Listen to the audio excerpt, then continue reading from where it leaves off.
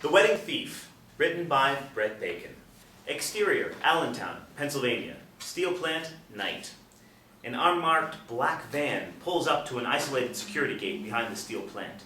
The plant is closed, and no one else is in sight. The parking lot beyond the gate is empty. The guard, male, mid-50s, sleeps in his chair inside the security shed. The security shed window is open. Opposite the security shed window, the van driver, male, mid-30s, dark suit, rolls down his window. Driver honks his horn. Guard bolts upright and opens his eyes wide. Open the gate. Huh? A loud thud comes from the back of the van, followed by a groan. The gate. Open it. Yeah, sure. Yes, sir. The guard scrambles out the door and fumbles with a large ring of keys in front of the padlocked gate. He looks back at the van over his shoulder. He squints at the high beams. He continues to struggle with the keys. The van slowly rolls toward the guard. The van tires crunch the gravel as it creeps closer and closer. The guard finds the right key and unlocks the padlock. The van stops. The guard pushes the gate wide open and the van lunges forward, almost running over the guard's toes. The van skids to a stop next to the guard. A cloud of dust erupts around the guard. The driver jabs his arm out of the window and stuffs a roll of cash into the guard's open collar. The driver guns the van toward the loading dock. Gravel and dust fly everywhere. Chunks of gravel ping off the metal gate. The guard raises his arm over his eyes. As the dust cloud settles around the guard, he watches the van as he removes a pack of cigarettes from his shirt pocket. His hands shake as he puts a cigarette in his mouth. He takes a lighter out of his pocket and tries to line up the flame with the quivering cigarette, and misses. Exterior, steel plant, loading dock, night. The van skids to a stop in front of the loading dock, which is dimly lit. Several men in suits pile out of the van. The largest man opens the back of the van and pulls a man out of the back of the van. The captive's hands are tied behind his back. His feet are zip-tied together. A black sack covers his head. The large man easily tosses the captive on his shoulders. Interior, Allentown, Pennsylvania, steel plant, night. Joey Mancini, 28, hangs upside down from a large hook. He wears an expensive tailored suit and tie. Large chains bind his ankles and wrists. Two tall, large men in dark suits double-check the chains. They pull Joey toward the edge of the steel deck. The hook Joey hangs from is connected to a thick steel cable that runs through a wheel on a track in the high ceiling. As they reach the edge of the deck, Joey squirms and winces from the sudden blast of incredible heat rising from below. Joey sees just over the edge of the deck a glowing crucible of molten steel about 20 feet below. Dom, 32, and Johnny Rack, 34, stand on each side of Joey. Johnny Rack extends the palm of his hand out over the edge and quickly pulls it back. Holy shit, Dom. We should have brought some sausages and peppers to roast. I think I can light my cigar. Dom pulls out a large cigar from his inside suit pocket and cautiously extends it over the edge of the deck. Within a few seconds, the end of the cigar begins to smoke. Look at this shit.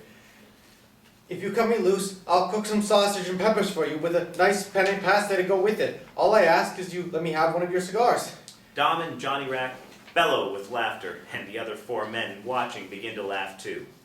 Screech! The large steel door at the back of the deck slides open.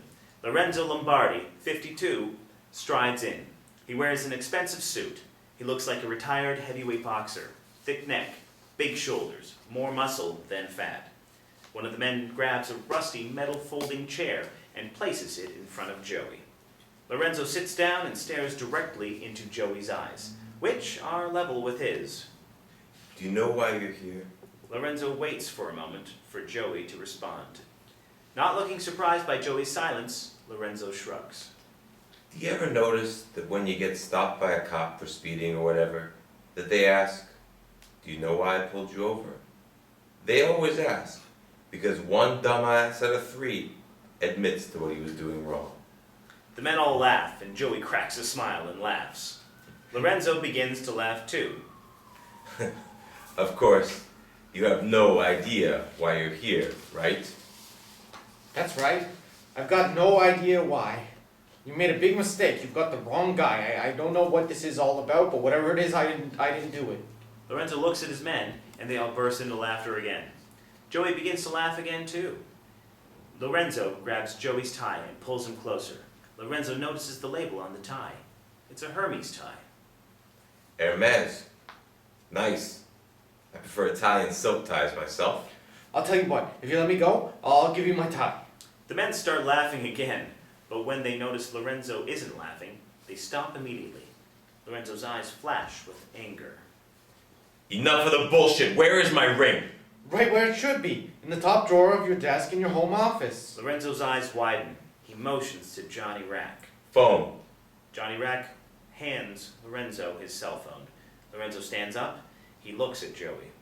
Wait here for a minute. I'm not going anywhere. Lorenzo grins slightly, turns, and disappears out the open steel door. If you put the ring back in Mr. Lombardi's house, you've got balls the size of boxcars. Dom bursts out laughing, and the other men join in. Moments later, Lorenzo strides back into the room and sits down again. The men stop laughing instantly. It's there. Like I say, would you be willing to forgive and forget? Not likely. Lorenzo stands up abruptly. He looks at Dom and nods his head. Dom and Johnny Rack grab Joey and begin moving him toward the edge of the deck hanging above the crucible. The wheel above squeaks as they move him closer. Several other men start to move forward toward the edge, but not Lorenzo. He stands still, watching his men at work. Joey does not squirm or make a sound. So it's come to this, over a ring. It's my own damn fault. I know better. I broke one of my own cardinal rules as a wedding thief. Never steal personal items. Now I'm gonna pay the ultimate price.